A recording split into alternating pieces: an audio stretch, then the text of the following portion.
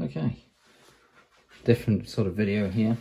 Don't normally do safe picking videos. It's not something that we put up usually, but these little tin boxes here, it's not too much of a problem, and the locks themselves are a pain in the ass, to put it politely. These are Omega safes, and they use these 9-lever cheap safe locks. Now, there's many different varieties. They all look very similar. They all use this same sort of key. These will come in your Yale under floorboard safes and stuff you get from B&Q.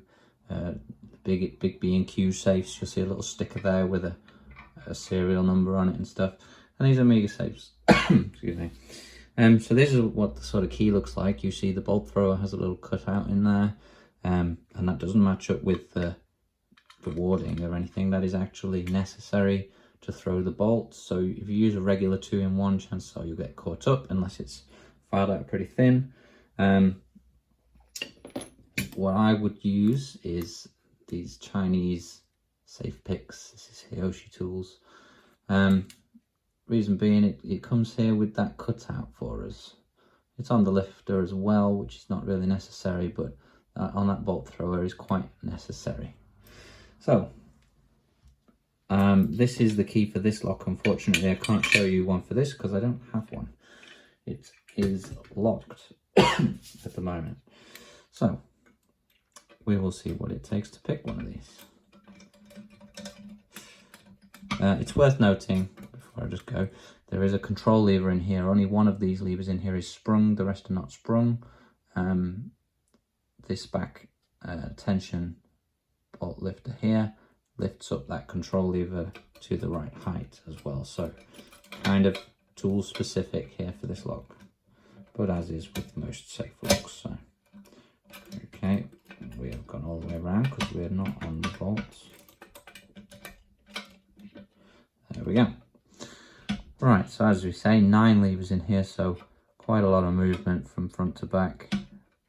We get our pick in the lock first, that would be useful.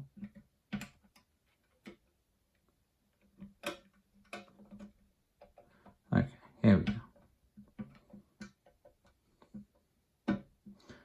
And we're going along, we're just touching levers, giving tiny nudges as we go. And with it having 9 levers in here, on top of that there is a load of anti-pick as well. So we're actually hunting for that anti-pick. It is a good thing. As with most safe locks, anti-pick is a good thing.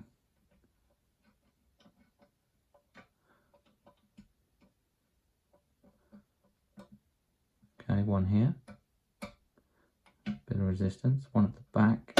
Okay, so we had that clunk there, that's us going into anti-pick.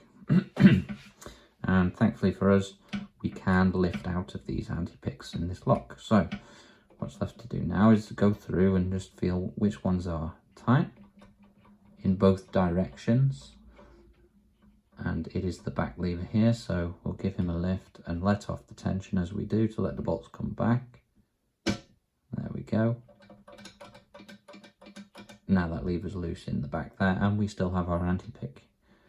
So now walk the pick forwards whilst touching the levers. Here's another tight one. Exactly the same as before. We've lifted him out of his anti-pick and into his true gate.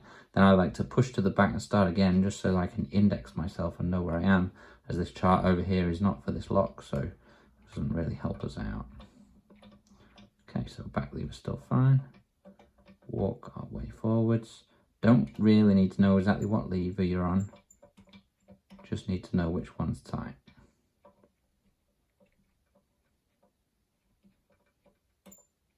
Okay, I think I've found a tight one. Doesn't want to move. So I'll come right to the front. 1, 2, 3 is okay. This 4th one here. Okay. There we go. We got the safe open. Not too bad. They don't always go that smoothly. They can be a right pain in the backside.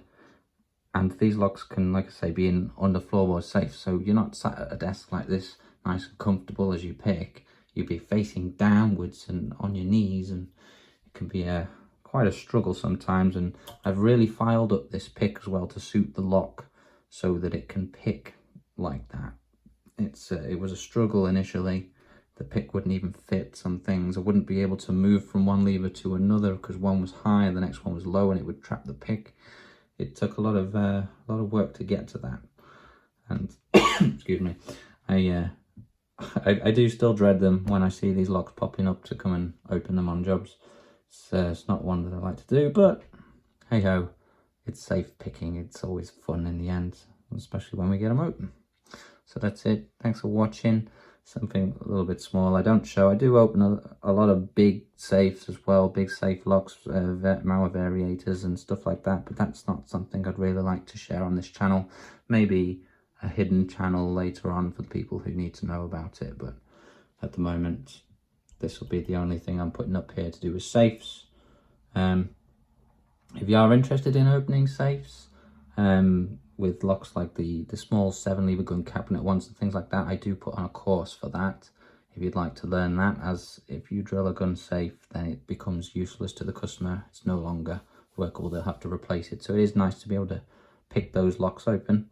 So give us a quick message on here, or if you know me elsewhere, you can find me and on Instagram, maybe this same channel. Give me a message if you're interested in that, and I'll pass on some details to you. Thanks very much. Catch you in the next one.